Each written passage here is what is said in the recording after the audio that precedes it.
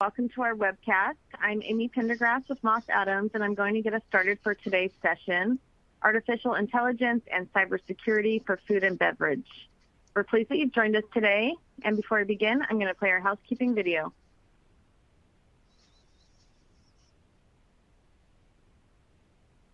Welcome, and thank you for viewing our webcast series. Before we begin, please keep the following in mind. You can customize how you view our presentation and interact with the presenter. For better viewing, close all other applications and turn up your speaker volume. You can adjust window size and placement or enter full screen mode using the controls at the top right of the window or dragging the bottom right-hand corner to resize. At the bottom of your screen, you'll see a series of icons that relate to a different aspect of our session. You can download a PDF of today's slides from the Slide Deck and Handouts widget. You can ask questions by typing in the Q&A window and clicking Submit. We'll do our best to answer all questions or follow up via email. If you experience technical difficulty, refresh your browser by hitting the F5 key. This presentation is not legal, investment, or accounting advice. We encourage you to seek the counsel of a professional service provider to apply this content to your specific circumstances.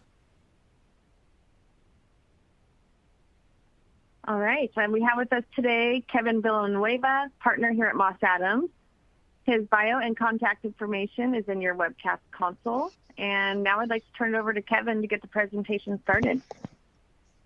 Thank you, and thanks everybody for joining me on this shortened webcast after a long weekend. Hopefully everybody had a great weekend these past few days.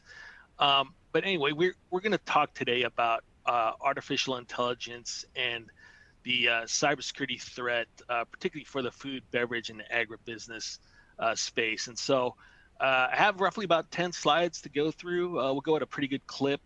But here's our agenda in front of us. Number one, we'll talk about the state of cybersecurity. I always like to start my webcast with kind of framing, like, what is going on in the world of cybersecurity and data security in general. We'll talk about recent cyber attacks, particularly those in the last couple of years that have impacted the food, beverage, and agribusiness space.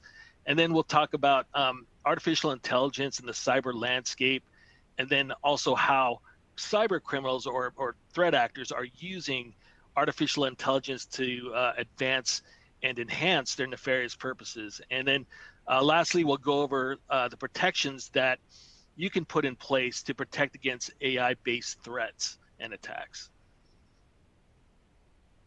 So our objectives, hopefully by the end of this session, you'll be able to recognize that entities in the FBA space are truly being targeted by cyber criminals. In fact, in recent years, the FBI has put out notifications stating how those in the food and beverage and agribusiness space are being targeted by cyber criminals more and more, because they understand that these businesses like to maintain a 24/7 by 365 uptime with their systems and really make them prime targets for either data theft or ransomware attacks.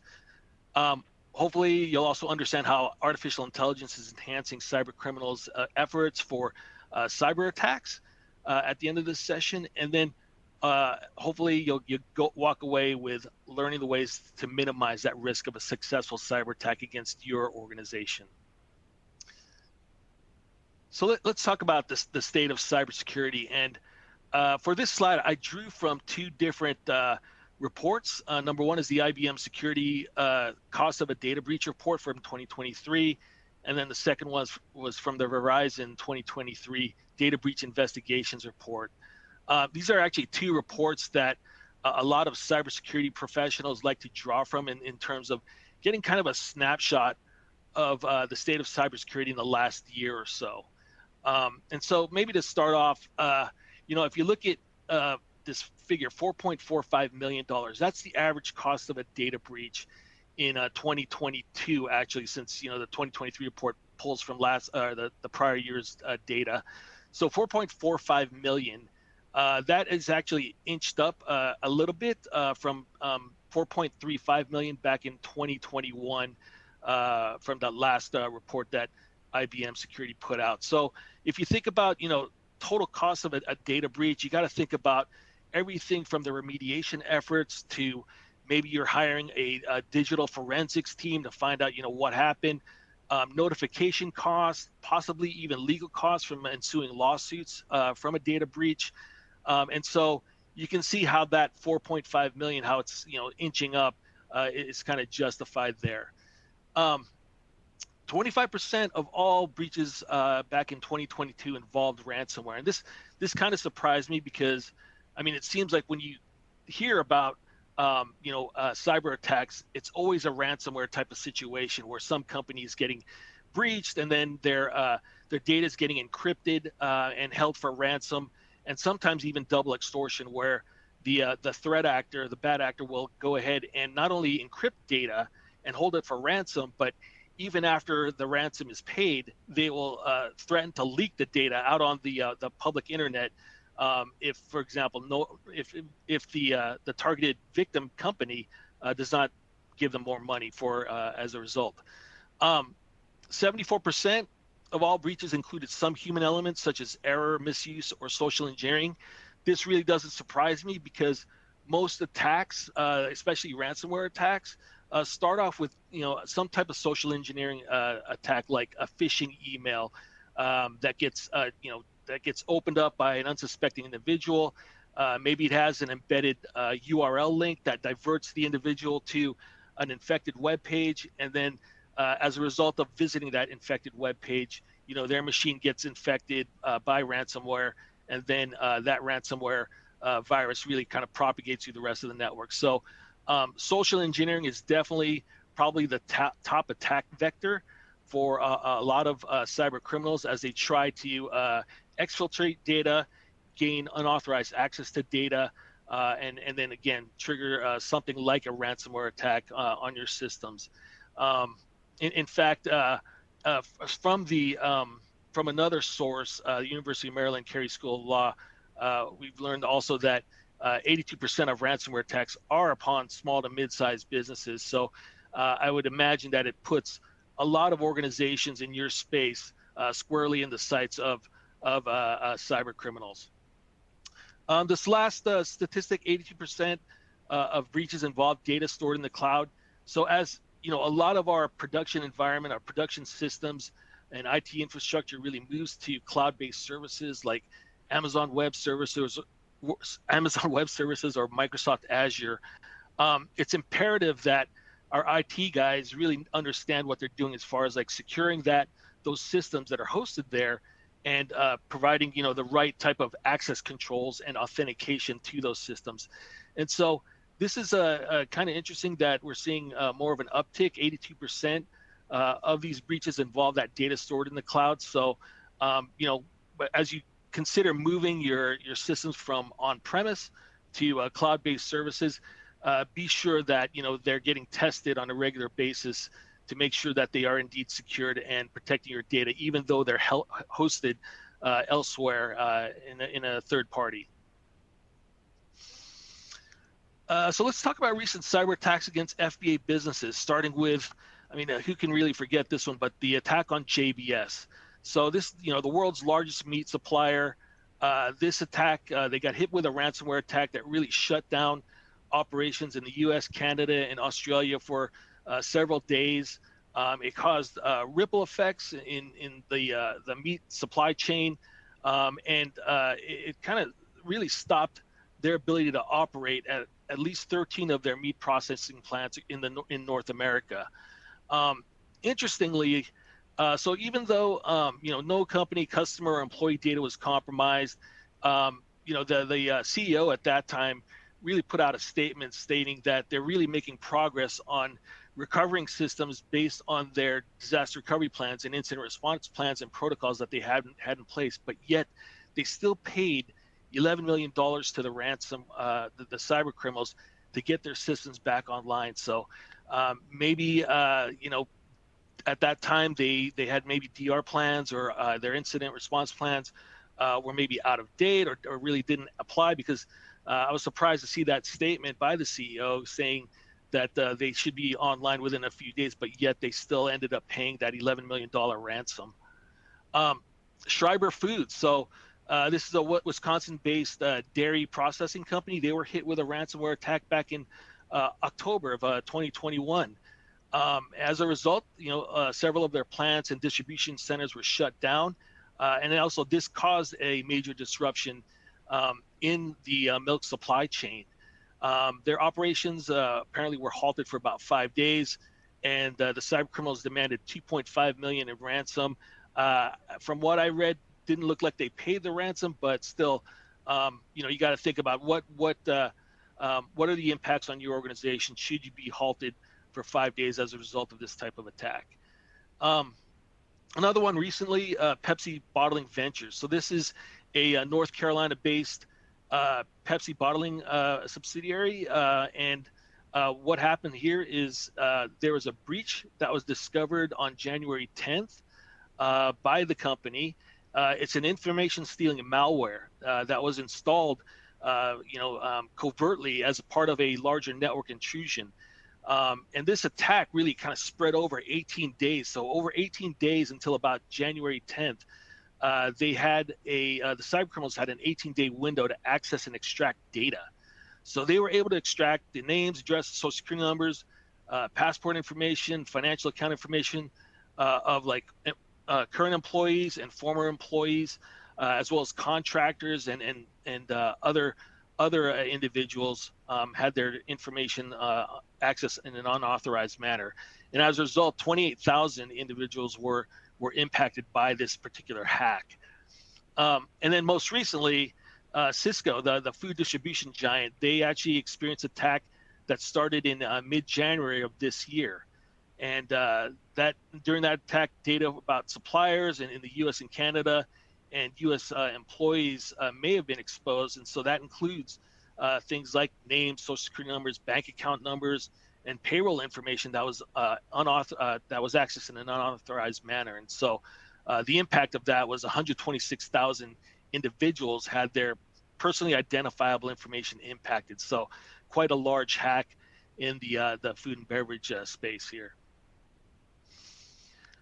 So when you bring artificial intelligence into the cyber landscape, really how does that change the playing field?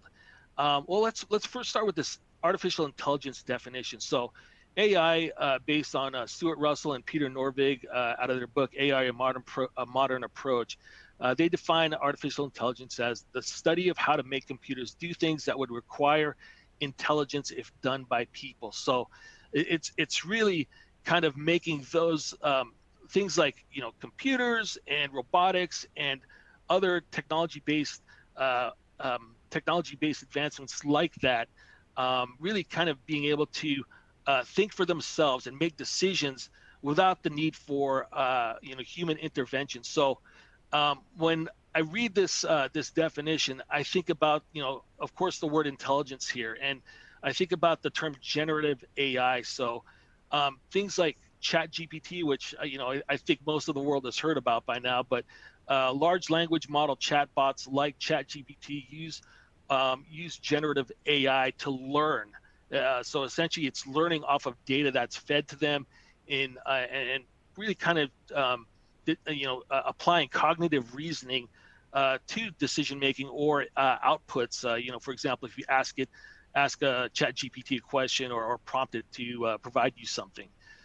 So is AI really an inflection point in IT, or is it just the latest buzzword from marketing teams within the industry, software industry? So is it like cloud computing? Is it like smart devices, things like that? Is it just another buzzword, or is it really an inflection point? So well, I think that's arguable. There's certainly examples in food, beverage, and agribusiness that may be an indicator of how artificial intelligence is being used. So if you think about precision agriculture and the use of sensor technologies and smart farming technologies to really kind of, for example, monitoring temperature, monitoring areas of farmland to identify where, for example, better irrigation needs to be put in place, or an area needs to be fertilized, or maybe identifying where pests might be kind of more prevalent. and making adjustments based on that type of information. And those types of precision agriculture or smart farming technologies are constantly looking for things like that. If you look at food processing and how perhaps like for an outfit that that sells apples, how some of the food processing or sorting machinery will actually sort out and identify those apples that might have bruises on them, might not be completely round or misshaped, and have other types of defects, and ferret those out of the production lines. So and along those lines, food safety equipment, virtual customer service representatives that we're now seeing more prevalent, especially on websites, e-commerce websites, and then also chatbots that essentially provide customer service to customers through their websites. So those are some examples in food, beverage, and agribusiness where we're seeing certainly what seemingly looks like artificial intelligence, but again, these types of technologies have been around for some time now. Well, then, with all that good that we're seeing, what really is the threat? Well, if you look at just the past year, the past few months, you had, Jeffrey Hinton, who's the former Google chief artificial intelligence strategist. He was basically espousing the threats of AI, and in fact, he resigned from the company because of these advancements in AI that had some concerns of his that apparently weren't getting heard enough, I guess, throughout the company. You had Brad Smith, who's the Microsoft president. He was earlier, I think in May, he was lobbying Congress for more regulation around AI development and products developed with artificial intelligence built in. And then you have Sam Altman, who was one of the signees of a letter put out by the Center for AI Safety back in May 2023. So he also has been lobbying Congress for more regulation around the developments around artificial intelligence. But he signed a letter put out by the Center of AI Safety that's basically, it was a one-word statement stating mitigating the risk of extinction from AI should be a global priority alongside other societal scale risks such as pandemics and nuclear war. I read that, I'm thinking, wow, okay, here's a letter signed by over 350 industry business leaders, academics, research scientists who work in the AI space, all espousing the risks of AI. And so, I read that and I think, okay, this is interesting, but I think still the pros outweigh the cons when it comes to the implementation of AI.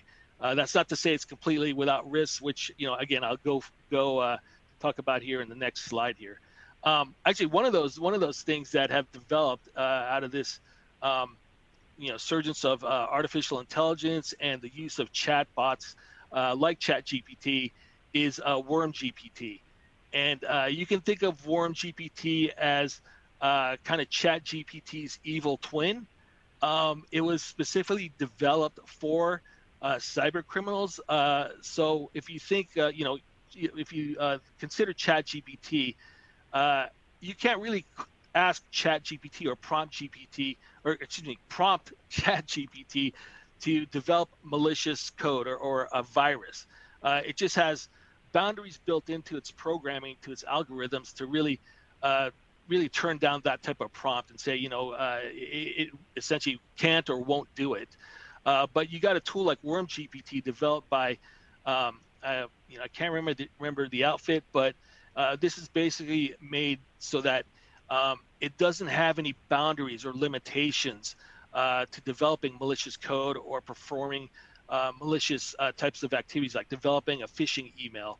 And it's relatively cheap. I mean, right now it's about $900 a year to really get a subscription for the full WormGPT functioning platform. So that's pretty scary, as you can think that really anybody with little to no programming experience and really without any IT or technical experience can essentially get a tool like WormGPT and potentially launch a phishing attack or launch malware against an unsuspecting organization. So pretty scary stuff here. So again, yeah, how are cyber criminals leveraging AI? Well, number one, we saw this right away.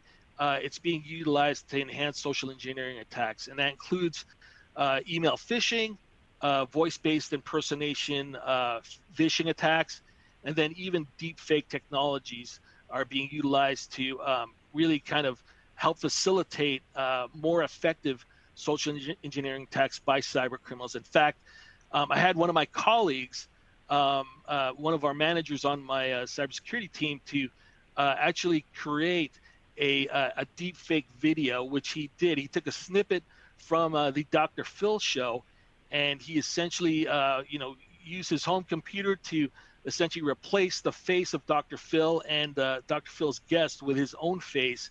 And the image that he created was very seamless.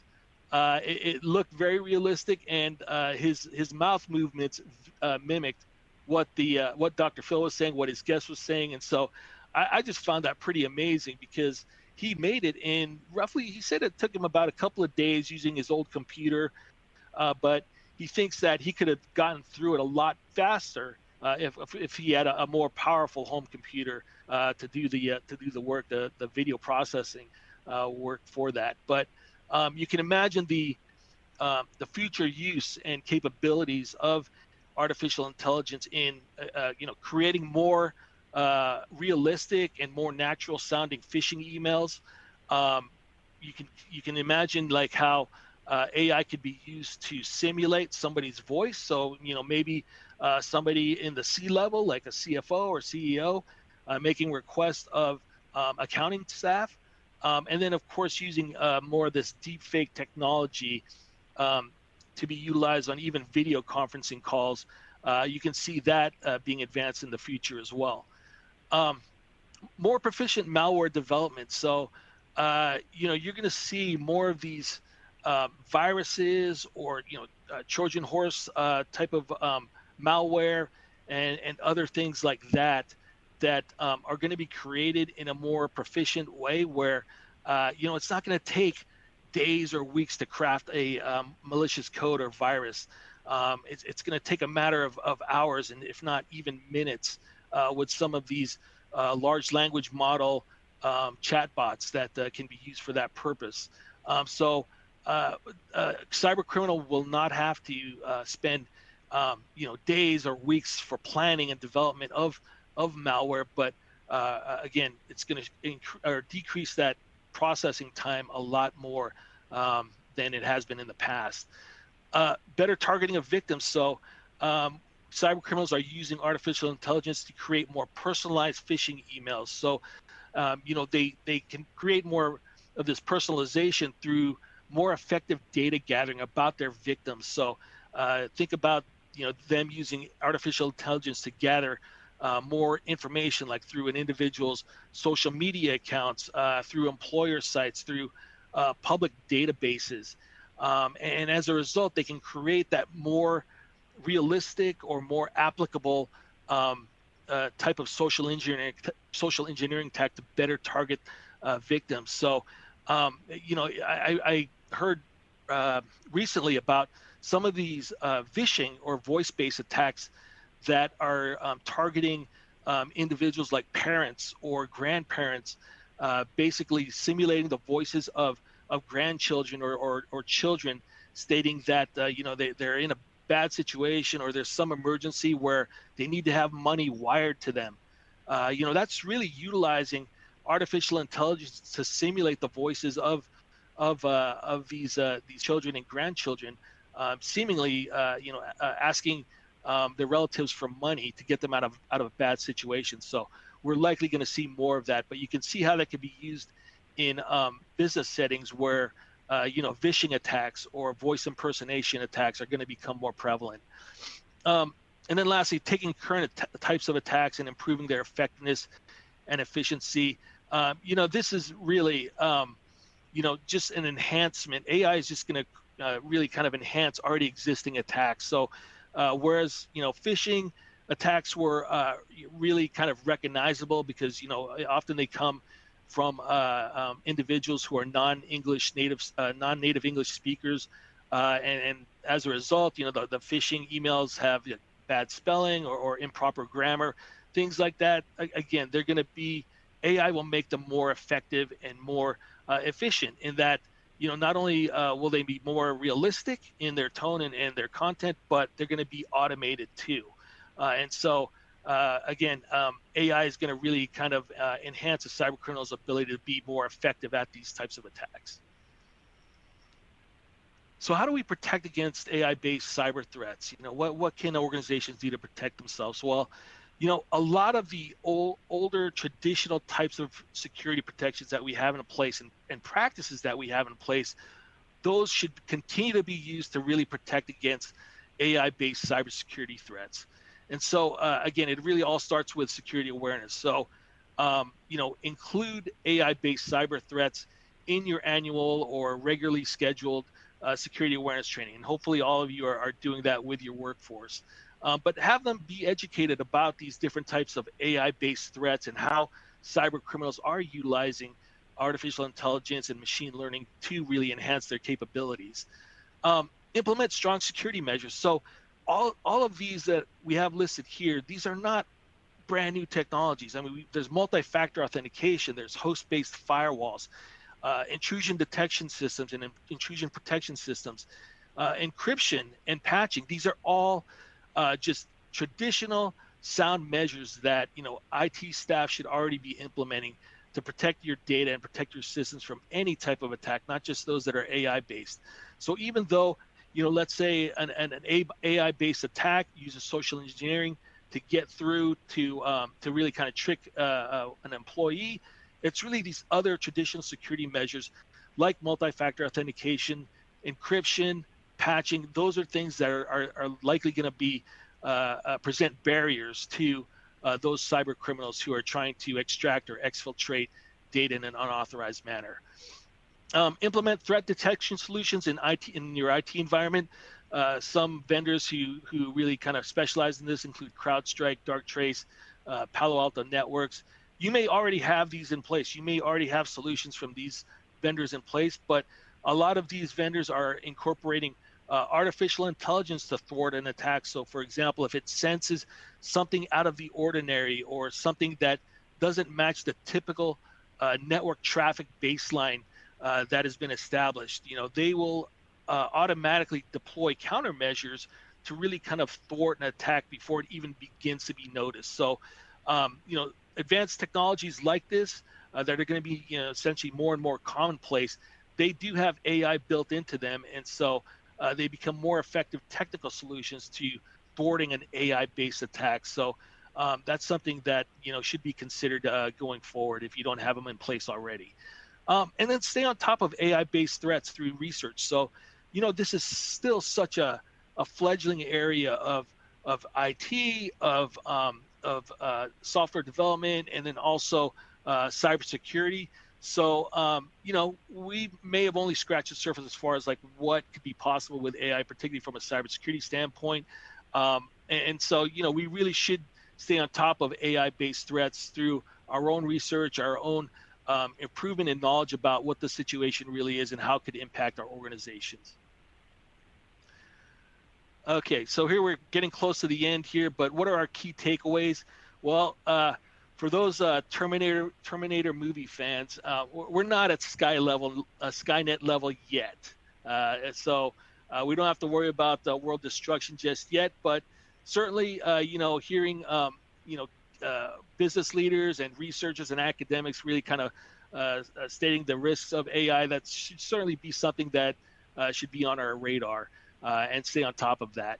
Cyber criminals are upping their game with AI, and we need to do the same. So I mentioned that in the last slide, that there are technologies out there that will help battle AI-based threats with AI-based protections as well. And of course, that security awareness training is going to be paramount to, and continuing to do security awareness training is going to be paramount to really recognizing these types of threats. Many of the best practices and technologies still apply to defend against AI-based threats. So again, what we already have in place and a lot of our practices that we have in place currently will still be applicable, even though the technologies are advancing and the tactics are advancing. And again, the landscape is still evolving, so we have to stay vigilant. We have to stay knowledgeable. We have to again just be on top of the developments in the AI space and how cyber criminals are leveraging the technologies for their own nefarious purposes. So with that brings us to 11:30, but we have a quick polling question here. So how prepared is your organization to weather a cyber attack such as ransomware? So A, very prepared. We even run test drills. B, we are prepared. We think IT has this handled. C, somewhat prepared. We have some controls in place. And D, not at all prepared. It would be a very bad day for us. So go ahead and answer that. And then I'll call out the results here. Give you about a few seconds.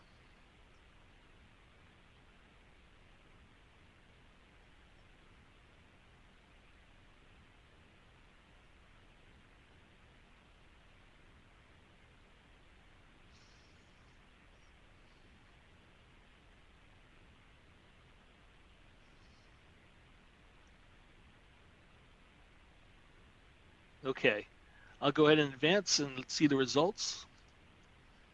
Oh, okay, this is pretty good. So looks like almost 17% of you said you're very prepared, and that's great. If you're running test drills, that is awesome, because a lot of our clients that I come across seemingly do not run test drills of their DR plan or incident response plan. So that's encouraging.